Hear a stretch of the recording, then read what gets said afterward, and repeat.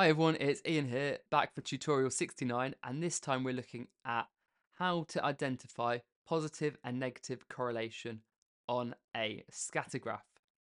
So before we go into this topic, the first thing I need to introduce to you is what is a scatter graph? Okay, so a scatter graph is a tool that we have in maths which allows us to see if there is a connection between two things.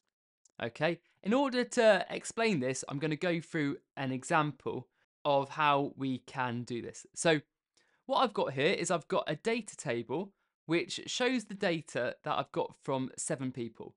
And this data shows how many pets people have and how many cars they have. If I look here, I've got person 1, so the first participant of my survey, said they had 2 pets and no cars. The second participant of my survey said they had 7 pets and 1 car. The third participant said they had 4 pets and 2 cars.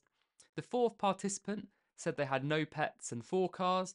The fifth participant said they had 2 pets and 3 cars. And the sixth participant said they had 1 pet and 5 cars. And the seventh participant said that they had 1 pet and 3 cars. So, what I need to do to find out if there is a connection between the number of pets my participants have and the number of cars they have, I can plot this data on a scatter graph. So I'm going to quickly draw my axes here, and I'm going to put pets on my y-axis and cars on my x-axis. And now what I'm going to do is I'm going to plot these points. So I've got no cars is 2 pets, 1 car is 7 pets, 2 cars is 4 pets, 4 cars is no pets, 3 cars is 2 pets, 5 cars is 1 pet, and 3 cars is 1 pet. So here we go. I've plotted this data on the graph. Now, if, like in my situation here, you can see that there's a general pattern to these points, we can kind of assume then that there is a relationship between the number of pets people have and the number of cars they have. I'm going to show this relationship a little bit by doing this line here. I'm going to put a line roughly through the points in the general direction that the data goes. So this line here is called the line of best fit. It doesn't have to go through the points exactly. It's just got to show the general direction that the points are going in. So here we go. I've drawn this line of best fit. Now, if I had to describe the relationship from this graph between the pets and the cars, I would say that it looks to me like the more cars someone has, the less pets they have, or the more pets they have, the less cars they have. Now, this relationship here is what we call negative correlation. So negative correlation is when one thing increases, the other decreases. So it's a negative relationship. So the shape of it is like the one that we see on the board. It goes downwards.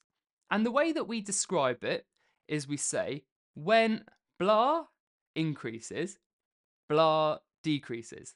So it's almost like when X increases, Y decreases. So in our case, when the pets increase, the cars decrease.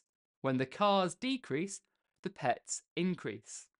Now, what we can't say is that there is any causation between the two things.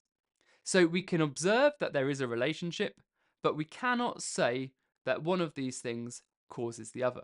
Right, so this one was negative correlation. There are 2 other types of correlation that we need to know about. We need to know about positive correlation. So, if negative correlation is when one thing increases, the other decreases, positive correlation is when both things increase or decrease together. So the positive correlation scatter graph is going to look something like this. So here we go, we can see that if we drew a line of best fit through this data, the line is going to have an upwards trajectory. So we can see that on the line, the x values and the y values both increase together. So this is called positive correlation.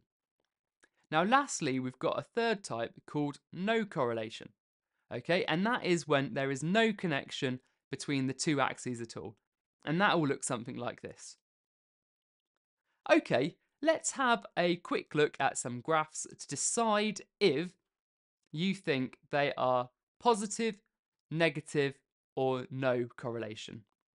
Okay, so here we go. Let's look at this first graph here. So have a think. Right, so this graph would be positive correlation. And if I was to describe this in words, I would say when the values on the x-axis increase, the values on the y-axis increase as well. Okay, let's have a look at another. Right, so this one is no correlation. So if I was to describe this in words, I would just say there is no relationship between the values on the x-axis and the values on the y-axis. Okay, let's try one more. And this one, you might have guessed it anyway, is negative correlation. And if I was to describe this in words, I would say when the values on the x-axis increase, the values on the y-axis decrease. Or you could say when the values on the y-axis increase, their values on the x-axis decrease. It's fine either way. Okay, I want to have a look at one last question, and this time we're going to do a context one, just so that we can practice describing the correlation in terms of correlation and in terms of words. So here we go, we've got a graph that shows the relationship between traffic collisions and temperature. We can see that the values are kind of going down. They've got that slope there. So we would call this negative correlation. Now, if we were to describe this in words, what we would say is that we could say as the temperature increases, the traffic collisions decrease. Or we could say as the traffic collisions increase, the temperature drops. Remember, we cannot say that one of these things causes the other because we do not know if the link is because of this or if there's something else at play. A good example of this is if you take this traffic collisions example, traffic collisions also increase with the sale of woolly hats. Okay? Now, could you say that the traffic collisions are increasing because of the sale of woolly hats? Could you say that if we stop selling woolly hats, traffic collisions will go down? You can't, okay? So that shows us that even though something might look like there's a cause, we can't necessarily say from a scatter graph that one thing is causing the other. All we can do is comment on the correlation. Right, if you need more practice of these now, you can head over to Crack Maths, and this was tutorial 69, and I will see you in the next tutorial. So long.